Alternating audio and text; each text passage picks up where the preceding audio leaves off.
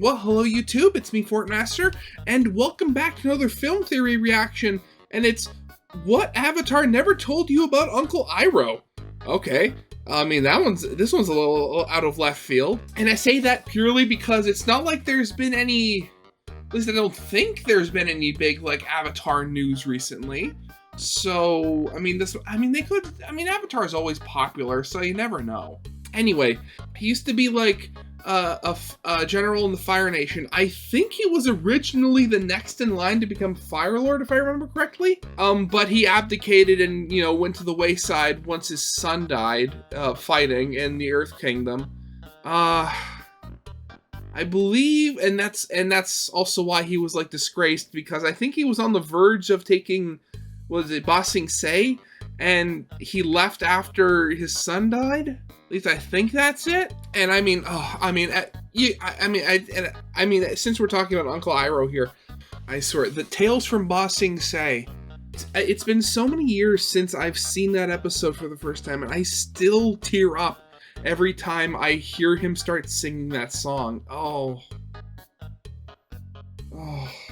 It just hurts my heart. So, okay, so getting back on track to film theory here. Okay. I hope they tell us where they got this, this information from, unless it's from, because I know they made, comics that take place in between Avatar and Legend of Korra.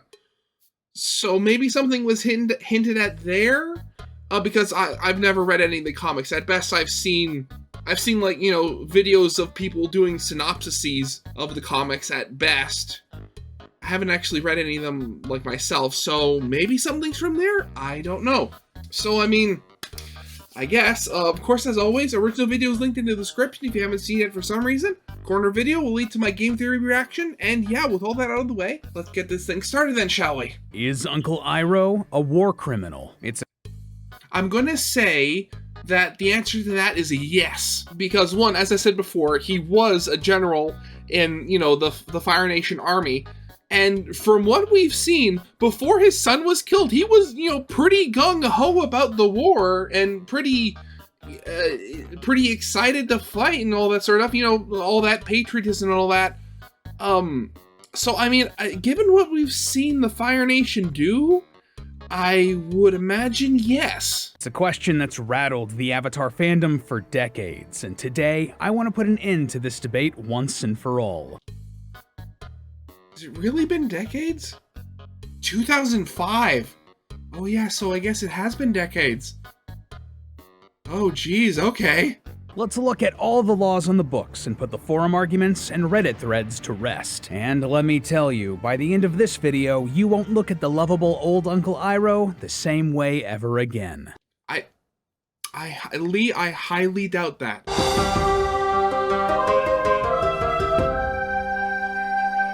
Hello Internet, welcome to Film Theory, where we're all just leaves from the vine, subscribing so slow. So I was the perfect age when Avatar the Last Airbender came out. As a 12-year-old kid, I fell in love with this world. Yeah, I was only 9 when it actually first came out, because my birthday's in October. But yeah, I was only 10 when this came out. And it was one of those series that I was always surprised didn't get a ton of spin-offs or sequels. But looks like that's changing now with a ton of spin-off comics and books and a new show, and a Netflix adaptation and an animated feature film. It's an exciting time to be an Avatar fan, and it's awesome to see the series revitalized like this. Let's just hope that nothing coming up is as bad as that live-action movie. If you don't... Oh god, I still remember the Nostalgia Critic review of the first Avatar movie. Oh god, when he got to that part. I'm a little teapot, short and stout! Don't worry guys, I'll get him. Take that. Now, Avatar tells the story of a world composed of 4 nations based on the 4 traditional elements. You got the Earth Kingdom, the Water Tribes, the Fire Nation, and the Air Nomads. Some people are born with the ability to manipulate or bend the elements of their home nation, and the 4 nations have lived in balance for countless generations. Well, that is until the Fire Nation attacked, kicking off a 100-year war. It's a great setup for a series and creates a world full of rich conflict, and I'm not just talking about the war. We're talking character conflict, as we come to love characters on both sides. Like, yeah, sure, we want Aang and his friends to put an end to the war, but we also want Zuko to regain his honor. And the fact that this war has been raging for almost a century means that every single character we meet has some history in it. And that includes Uncle Iroh. See, Uncle Iroh is one of the best characters in the show, and probably my personal favorite. He's funny, he's charming, and his wisdom is something that we should all take to heart. Perfection and power are overrated. I think you are very wise to choose happiness and love. Seriously, it's good stuff. There is nothing wrong with letting people who love you help you. Not that I love you. I just met you. What? No, I'm not tearing up. You're tearing up. Yeah, no, I forget where it was. I think it was on YouTube short I saw once. And it was the fact that, like, everybody calls him Uncle Iroh. Even though, like, he's only blood related to Zuko, he is everybody's uncle. And granted, I mean, like, some of the stuff and some of the wisdom he says, I mean, when you look at them now, and they're very much, you know, for a younger audience, at the same time, it's just, oh, God. It's just such a sweet old man. It's a bummer, though, that we only got this sweet old man after he suffered such a major loss. But under this cuddly exterior is a powerful warrior, a man that used to be one of the highest-ranking generals in the Fire Nation army. And given that the Fire Nation is the aggressor in this war, and, you know, unalived an entire civilization of airbenders, a lot of people have argued whether or not Iroh is a war criminal. And yeah, I mean a lot of people. Even Iroh's actor from the Netflix series got in on the discussion. Everybody keeps saying that Uncle Iroh was a war criminal. Yes, he did bad things in the war, but it was war. That's my hill. I'm gonna die on it. It's a compelling conversation, and one that I want a definitive answer to. So chat, today, we're putting one of the best cartoon mentors in history on trial at the theorist court to determine once and for all, is Uncle Iroh from Avatar the Last Airbender a war criminal? Wait a second, I just realized, are they going to be using the Geneva Convention to judge this? Protect your cabbages, friends. We're about to spill some tea. So before we can figure out if Iroh is a war criminal, we need to know two things. First, what exactly is a war crime? And secondly, what did Iroh do in his past that could make him a war criminal? Now, war crimes is one of those terms that just sounds awful, so people use it as a catch-all for bad things. I mean, what could be worse than crime? A war crime. But the term war crime actually refers to very specific things. A set of international laws that outline the do's and the don'ts of warfare. Yeah, turns out that not all's fair in love and war. Currently, the International Criminal Court, or ICC, considers dozens of actions to be war crimes, but they tend to fall into one of four buckets. Dear God. There's more. No. We have the fire bucket, the water bucket, the air bucket, and the earth bucket. First, certain tactics of war are prohibited. This includes the deceptive use of a truce flag to lure enemies into a trap, conscripting prisoners of war to fight, taking hostages, torture, you know, that kind of stuff. As a sort of all-encompassing term, we're just gonna call these dishonorable tactics. Secondly, we have laws concerning weapons of war that cause superfluous pain or injury. This includes stuff like poison bullets or chemical weapons like mustard gas. Third is the destruction of private property or cultural landmarks, stuff like churches, schools, hospitals, museums, or other cultural sites. And fourth and finally, the killing or injury of protected persons such as civilians, medics, prisoners, or the wounded. So now that we know all of that, what would Iroh have done in his past to have made him a war criminal? Well, we actually know surprisingly little about Iroh's earlier life. Like, we don't even know his wife's name. But what we do know about Iroh is that he was a brilliant military commander. He earned the title Dragon of the West and is one of the only people in history to successfully break through the massive walls of the Earth Kingdom capital, Ba Sing Se. This is a huge deal in the universe. As far as we know, no enemy combatant had ever gotten into the city before Iroh. What about the Dragon of the West? He got in. Technically, yes, but he was quickly expunged. He technically got in? Yeah, he got in technically. He got in on a technicality, that technicality being he made his own entrance, and when he came in, he only was there for a little bit of time before he left of his own volition. Sounds like the best way of getting in. This victory for Iroh came after a 600-day assault on the city known as the Siege of Ba Sing Se. We actually get a brief look at the siege during the Avatar series. That's the thing. You know it's bad when it's the siege. Like, you'd imagine a capital city like that has been sieged, many times in the past. But no, that was the siege. Is where we see Iroh and his soldiers after breaking through the outside wall. We're also shown the army actually breaking through the wall in the sourcebook Legacy of the Fire Nation, which caused at least one Earth Kingdom commander to surrender. For Zuko, a pearl dagger from the general who surrendered when we broke through the outer wall. That dagger never shows up again after this episode, and that always bothered me. Regardless, this shows us that Iroh and his forces successfully got into the city, and this entire siege, this is the source of this discussion within the Avatar fandom. Could a military leader like Iroh hold a siege like this and not come out a war criminal? Well, let's go through our 4 categories one by one and find out. Well, I think you could, depending on how, what kind of tactics you were using, again. From what we've seen, they literally broke through the wall. So they were using either some sort of outside munitions, or, as we've seen before, with, very powerful firebending. So, it's not, so unless, the wall collapsed and killed, a large amount of civilians, which, you'd think that if the city was under siege, you'd have most of the civilians as far away from the outer wall as possible. You never know. So let's start out with our first type of war crime, dishonorable tactics. Is there any evidence that Iroh would be using strategies like a false truce flag, taking hostages, conscripting prisoners, or torturing others? Well, right off the bat, I can say that there is no explicit proof of this one way or the other. We are talking about a children's cartoon after all. Even one as mature as Avatar is not going to be exploring this. So definitively, we can't say. But we can read between the lines, given what we do know. See, I don't know about you, but growing up, I was under the impression that Iroh was a ruthless warrior earlier in his life. I mostly got it from this, I guess you would call it a joke he made in a letter to Zuko and Azula. Ba Sing Se must be something to behold. I hope you all may see it someday, if we don't burn it to the ground first.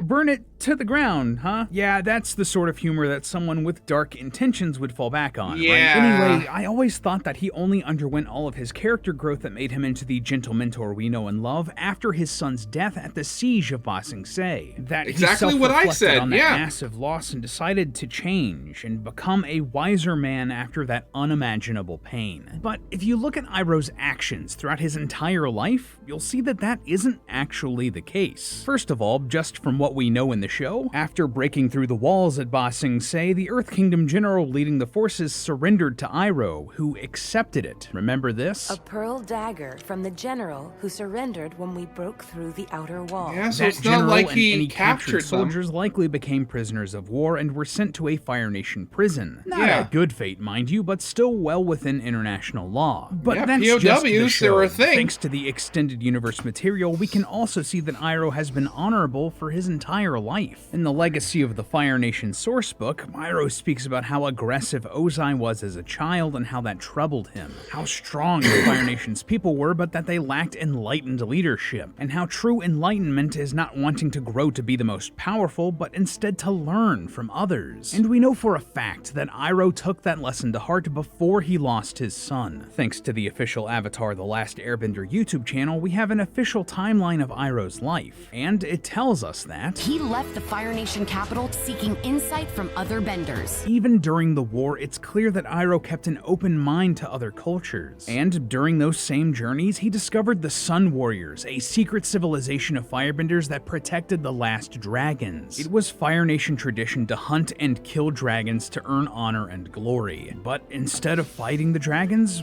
Iroh learned from them. The dragons deemed Iroh worthy of their secrets and taught him how to firebend through his life. And I didn't see that video. I'm gonna have to check out that YouTube channel. passion. I don't know about you, but to me, that doesn't sound like someone who would go on to use dishonorable tactics during warfare. So, things look pretty good for Iroh when it comes to his honorable tactics. Yeah, but one of what four. about the use of weapons that cause excessive pain? This one might be tricky for a firebender like Iroh, huh? See, this matters because according to Protocol 3 of the 1980 Convention of Certain Conventional Weapons, or CCW, incendiary weapons are prohibited for use against human targets. That means you can't use fire on people. You can't fight fire with fire, so to speak. Flamethrowers or similar weapons can only be used for clearing landscapes or brush. But if you use them to burn civilians, or enemy soldiers even, that is a war crime. They simply cause too much suffering, too much pain to be used. Which I totally get. I've picked up a hot pan by metal by mistake and was crying in bed for the next 5 hours. I can't fathom being hit by a flamethrower. Oh no, yeah.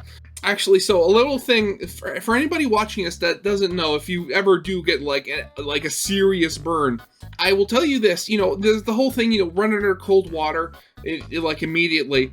But there's also the thing that if you burn yourself really badly and you don't feel pain, know that you are in trouble because you've killed the nerves. As long as you're actually in pain, you're on the better side of that. So, wouldn't this mean that all Fire Nation soldiers who use firebending as a weapon would be war criminals? Well, not necessarily. If we apply this standard to all benders in this world, Earthbenders would also easily break IHL weapon laws. Another part of the really? CCW, How? Protocol 1 bans the use of weapons that use fragments that can't be easily detected. See, a weapon like a frag grenade works by exploding and sending shrapnel into enemy combatants. Basically, that's little pieces of metal meant to pierce the skin. That is okay, and I get, okay, so with literal rock and dirt, I mean, granted, this is a lower technology world. You can't find, like, dirt and rock, for lack of a better term, shrapnel with, like, a metal detector or something like that, so. And then there's also the whole thing that we see in Legend of Korra, where, I'm forgetting his name now, but he suffocates. He literally creates a bubble around, like, the Empress or the Queen of the Fire Nation and suffocates her, like, by sucking the air out of her lungs. Like, that would also be it, too. And then there's blood bending and stuff like that. Actually, think about it. Bending is just, in warfare, it's absolutely horrible. That is okay under the CCW because metal is easily detected by x-rays or metal detectors or whatever. Doctors or medics can easily find it and remove it. But if that same grenade used plastic or another material that you couldn't easily detect, well, those same medics might be unable to save someone filled with pieces of plastic just because they can't find them all. In the world of Avatar, Earthbenders can easily create similar shrapnel out of stone. And in this world where there's no X-ray technology yet, any medics who couldn't earthbend wouldn't be able to easily detect or remove that stone shrapnel from the injured. If we hold firebenders to these standards, we also have to hold earthbenders, and I don't see anyone out here calling Bolin a war criminal. Come on, Korra! We all deserve a little rest and relaxation after all this craziness. But even bigger than that, while firebending and earthbending are never seen as taboo, something worthy of locking someone up just for using them, we do see one technique that is expressly forbidden. Bloodbending. In the Legend of Korra, bloodbending is basically outlawed and punishable by the Avatar taking your bending away. I'm taking away your bending.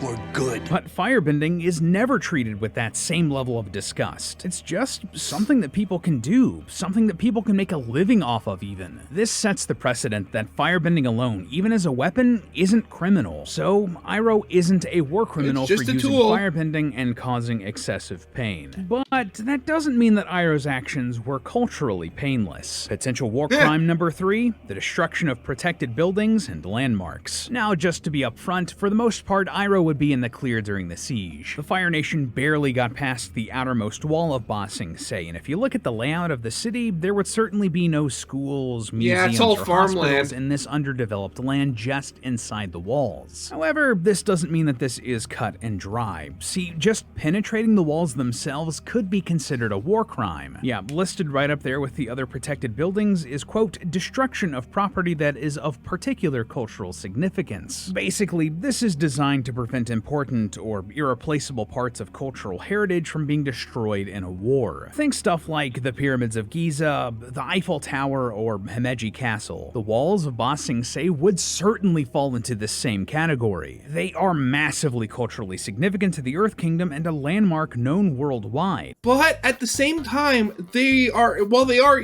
culturally relevant, they are still, they still are being actively used in the Earth Kingdom's military. Like, the walls are a defensive structure that are actively manned and controlled by active Earth Kingdom military.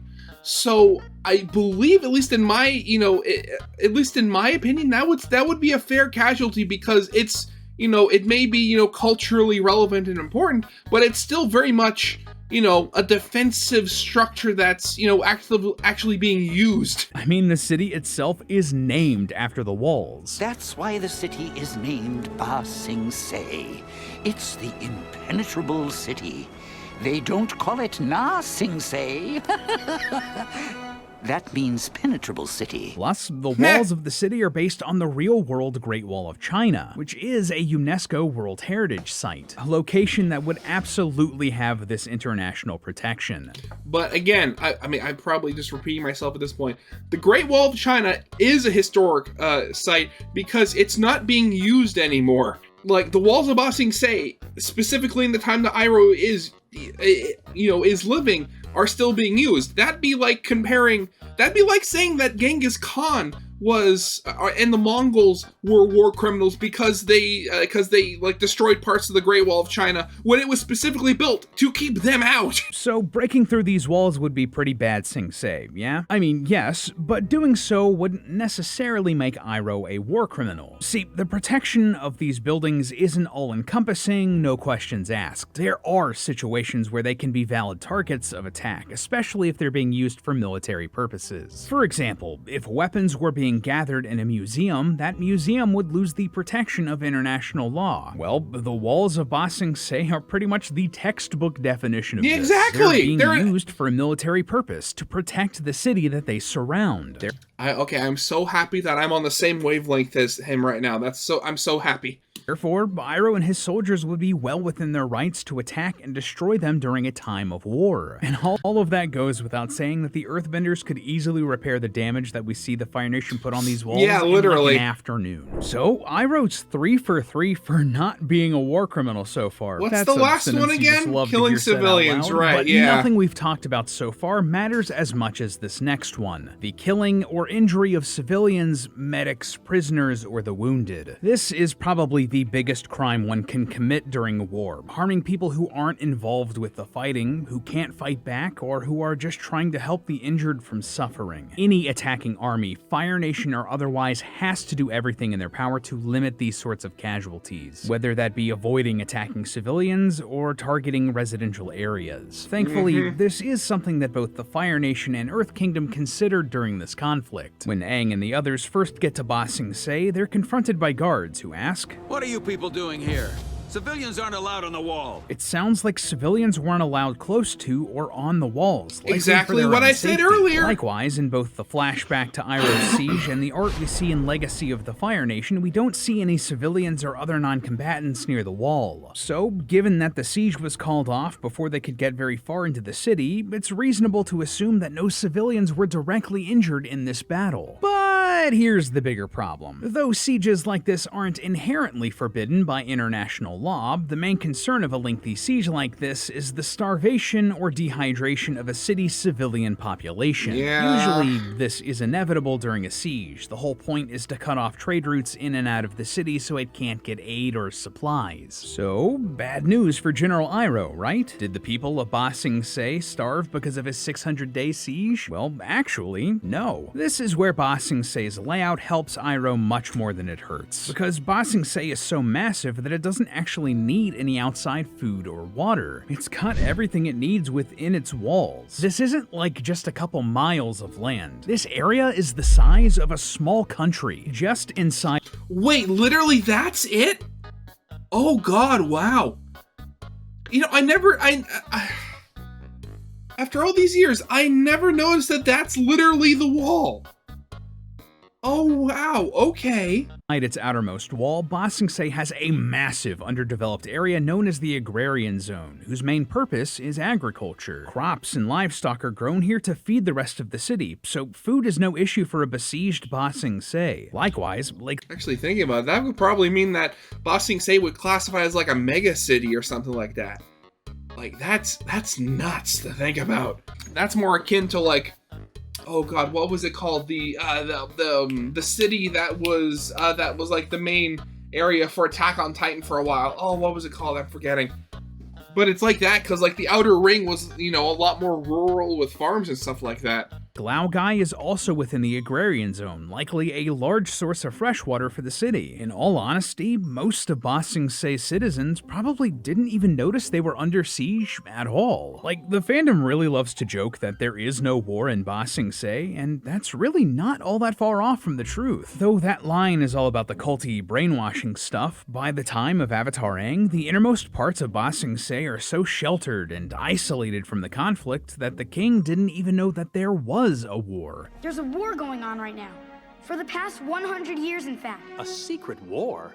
That's crazy. Remember, this war has been raging for this king's entire lifetime, and he had no idea. All because Ba Sing Se had the resources to keep the city mostly healthy. Oh god, I've forgotten so much about this series. Based on everything we see from Iroh and his time as a general and the siege he led against Ba Sing Se, there just isn't enough evidence to say that the Dragon of the West is a war criminal. But that doesn't mean that Iroh is off the hook. You see, war crimes aren't the only crimes regulated by international criminal law. They also police stuff like crimes against humanity, mass unaliving, and crimes of aggression, all of which are different things apparently. People are just great. So no, he's not a war criminal, but the awful, horrible crime that Iroh would really be worried about here are crimes of aggression. See, a crime of aggression is also known as a crime against peace, and it's pretty much exactly what it sounds like. The planning, initiation, or execution of an act of war using state military force on a large scale. Basically, it's starting a war or battle for no real reason. In the real world, these were mostly put in place as a way to charge the German leadership at the end of World War II. And the International Court came to the conclusion that crimes of aggression were the worst sort of international crime because they were the domino that often led to the other horrors of war. We also know for a fact that crimes of aggression exist in the Avatar canon. In the Legend of Korra spin-off comics, Kuvira is explicitly charged for starting multiple wars of aggression. So in the end, it doesn't matter how honorable Iroh is or how ethically he led his troops. As the crowned prince of the Fire Nation, next in line to the throne and the person leading the siege of Ba Sing Se, Iroh would absolutely be guilty of these crimes of aggression. And the worst part of it all for Iroh, he can't even say that he's being punished for the sins of his ancestors. He actively wanted to continue the fighting and admits as much across the whole franchise. In Legacy of the Fire Nation, he explains that he once had ambitions of being Iroh, the Fire Lord, Scourge of the Fire Nation. While in the show itself, he says, "When I was a boy,